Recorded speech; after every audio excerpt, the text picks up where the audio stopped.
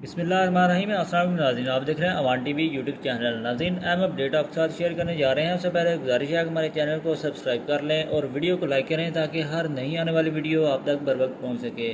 नाज़रीन, कोटला बरदरान की जानिब से लाला मूसा हल्का PP 33 से जो है वो एक बड़े उम्मीदवार को मैदान में उतार दिया गया है। तफसीलात के मुताबिक आज से एक रोज़ कबल चौधरी तनवीर अहमद कोटला साबिक चेयरमैन डिस्ट्रिक्ट गुजरात और चौधरी शबीर अहमद कोटला साबिक MPA लाला मूसा पहुँचते हैं और मुस्लिम लीग नून के लाला मूसा ऑफिस का इफ्तिताह किया जाता है। और इस मौका पर चौधरी तनवीर अहमद कोटला को उम्मीदवार बराए मेंबर सूबाई असम्बली हल्का PP 33 से नामजद किया जाता है।